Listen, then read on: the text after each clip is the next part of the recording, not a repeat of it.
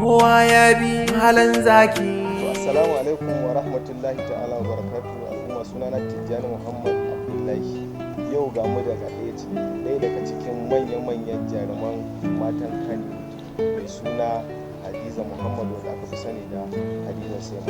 Shin malama Hajiya Hadiza, me za ki iya cewa game da irin taimako da babban wannan malami yake bayarwa mai suna Malam Zaki a ƙasar Ghana? To gaskiya dai Malam Zak yana yin taimakon abubuwa da dama bayan sani da Allah ya masa, to kuma yana amfani da wannan sanin wajen yin abin da Allah ya ce, saboda yana taimakon marayu, gajiyayyu, nakasassu, marasa lafiya da duk mabukata. Yana kokari wajen wannan taimako. Su ba abin da za mu ce sai dai mu ce Allah ya saka mai da alkhairi, kuma Allah ya sa mutane su koyi da abin da yake yi, su ma su rinda taimakon waɗanda suke da buƙatar taimako. Malama Hadiza, akwai mutane da suke amfani da sunansa a social media, dubbai wanda suke cewa su ne Malam Zaki, su tura musu mutane, su tura musu da kuɗi, su musu roƙon Allah ko kuma su musu wani abu daban. Shin me zaki iya cewa game da wannan? To an sani dai yanzu lokaci ne da muke ciki na akwai 'yan damfara da suke sun bullo ta hanyoyi da dama.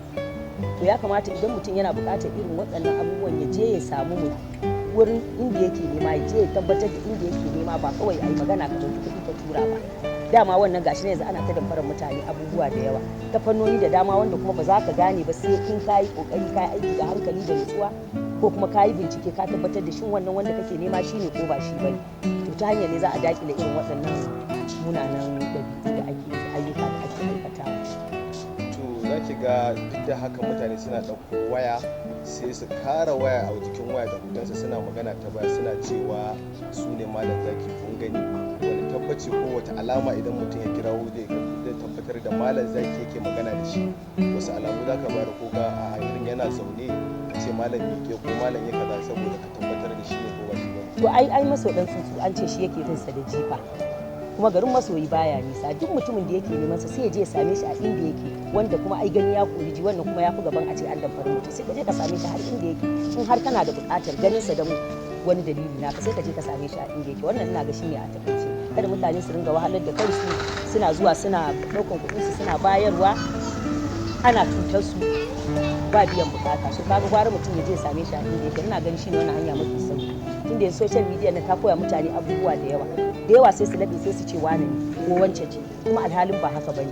Mutane da suna shiga suna bidiyo cewa ba su bane to wanda ya isa ya sa mutane su gane cewa ba akwai macuta, so su bi hanyoyin da zai zama ba a cuce su ba. Wannan shi ne.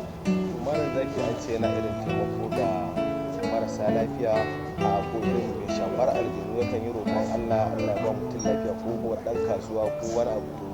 Da kike ganin irin abubuwan da yake da malam taimako? A wannan kuma wani abu ne wanda ba za a shiga cikin hurumin ubangiji ba. Duk wanda Allah ya ce roƙanni in amsa maka, idan an roƙi Allah ya amsa, falillahi hamdu, dama shi ya faɗa haka. So wannan wani abu ne wanda idan mutum yana da bukata in ya je iya bakin gwargwado abin da aka yi Allah sa an dace, falillahi hamdu. Dama kullum musu muke a dinga samun sauki. To a ƙarshe wani fatan alkhairi zaki wannan babban malami? Fatan alkhairi shine ubangiji Allah ya sa abin da yake na alkhairi Allah ya sa ya rubanya mara adadi, Allah kuma ya ba shi ladan abin da yake. To jama'a, assalamu alaikum wa rahmatullahi ta'ala wa barakatuhu. Kawo karshen wannan tattaunawa da ce jaruma a masana'antar Kano mai suna Hadiza Muhammad, wanda aka fi sani da Hadiza Sema. Mun gode Allah saka da alkhairi. Assalamu alaikum. Kowa ya bi halin zaki.